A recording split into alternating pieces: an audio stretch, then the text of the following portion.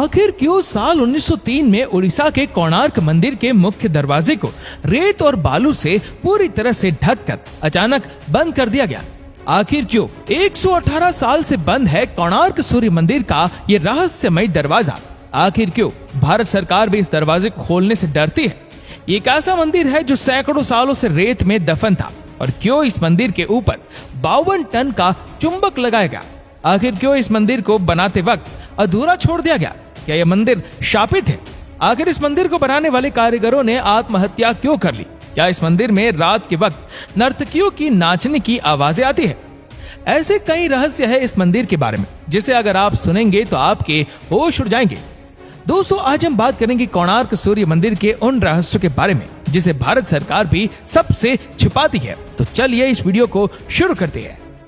कोणार्क सूर्य मंदिर, यह मंदिर भगवान सूर्य को समर्पित है। इस मंदिर की भव्यता के कारण ही ये देश की सबसे बड़े 10 मंदिरों में गिना जाता है। कोणार्क का सूर्य मंदिर उड़ीसा राज्य की पुरी शहर से लगभग नीले जल से लबरेज चंद्रभागा नदी के तट पर स्थित है। इस मंदिर को पूरी तरीके से सूर्य भगवान को समर्पित किया गया है। इस मंदिर की रचना इस प्रकार की गई है जैसे एक रथ में 12 विशाल पहिए लगाए गए हो और इस रथ को 7 ताकतवर बड़े घोड़े खींच रहे हो, और इस रथ पर सूर्य देव को विराजमान दिखाया गया है। यहाँ मंदिर से आप सीधे सूर्य भगवान के दर्शन कर सकते हैं। मंदिर के शिखर से उगते और ढलते सूर्य को पूर्ण रूप से देखा जा सकता है। जब सूर्य निकलता है तो मंदिर से यह नजारा बेहद ही खूबसूरत दिखता है। ऐसा लगता है जैसे सूरज की निकली लालिमा ने पूरे मंदिर में लाल नारंगी रंग बिखेर दिया हो। वही मंदिर के आधार को सुंदरता प्रदान करते 12 चक्र साल के 12 महीने को परिभाषित करते हैं, और हर चक्र दिन के 8 पहरों को दर्शाते हैं। यह मंदिर 2 भागों में बना हुआ है, जिसमें से पहले भाग नट मंदिर में सूर्य की किरणें पहुंचती थी, और कहा जाता है कि कांच या हीरे जैसी धातु से वे इस मंदिर की प्रतिमा पर पड़ती थी, जिससे इसकी छटा देखते ही बनती थी।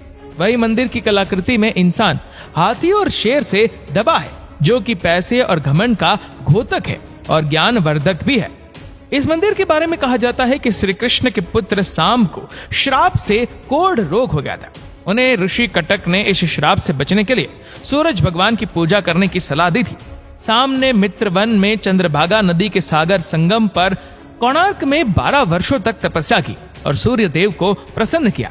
सूर्य देव जो सभी रोगों के नाशक थे, इनके रोग का भी अंत कर दिया, जिसके बाद साम ने सूर्य भगवान का एक मंदिर निर्माण करने का निश्चय किया।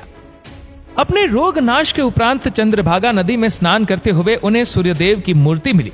ये मूर्ति सूर्यदेव का शरीर के ही भाग से देव शिल्पी श्री विश्वकर्मा ने बनाई थी। सांब ने अपने बनवाए मित्र वन में एक मंदिर में इस मूर्ति को स्थापित किया, और तब से यह स्थान पवित्र माने जाने लगा।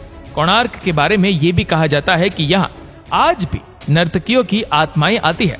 अगर कोणार्क के पुराने लोगों की माने तो आज भी यहाँ पर शाम को उन नर्तकियों के पायल की झंकार आपको सुनाई देगी, जो कभी यहाँ राजा के दरबार में नृत्य किया करती थी। इस मंदिर का निर्माण एक सैंडविच के तौर पर किया गया है, जिसके बीच में लोहे की प्लेट थे, जिस पर मंदिर के पिलर रुके हुए थे। ऐसा भी कहा जाता है कि मंदिर के ऊपर एक 52 टन का चुंबक रखा हुआ था, जो कि इन खंभों से संतुलित था। इसी के चलते भगवान सूर्य की जो प्रतिमा थी वो हवा में तैरती हुई रहती थी, जिसे देखकर हर कोई हैरत में पड़ जाता था। कहा जाता है कि इस चुंबक को विदेशी आक्रमणकारियों ने तोड़ दिया था। ऐसा भी कहा जाता है कि मंदिर के ऊपर रखे चुंबक के चलते समुद्र से गुजरने वाले नाव, जो कि लोहे के बने होते थे, इस चुंबकीय क्षेत्र के चलते क्षतिग्रस्त हो जाती थी। इस कारण अपनी नाव को बचाने हेतु नाविक इस पत्थर को निकाल कर ले गए। ये पत्थर एक केंद्र शिला का कार्य कर रहा था, जिससे मंदिर की दीवारों के सभी पत्थर संतुलन में थे। इसके हटने के कारण मंदिर की दीवार को संतुलन खो गया और परिणाम स्वरूप वो गिर पड़े। परंतु इस घटना का कोई ऐतिहासिक विवरण नहीं मिलता, और न ही ऐसे किसी चुंबकीय केंद्रीय पत्थर के अस्तित्व का कोई ब्यौरा उपलब्ध है। सन 1568 में उड़ीसा में मुस्लिमों का आतंक नियंत्रण में हो चुका था, परंतु इसके बाद भी हिंदू मंदिरों को तोड़ने के निरंतर प्रयास होते रहते थे। इस समय पुरी के जगन्नाथ मंदिर के पंडों ने भगवान जगन्नाथ की मूर्ति को श्री मंदिर से हटाकर किसी गुप्त स्थान पर छुपा दिया था।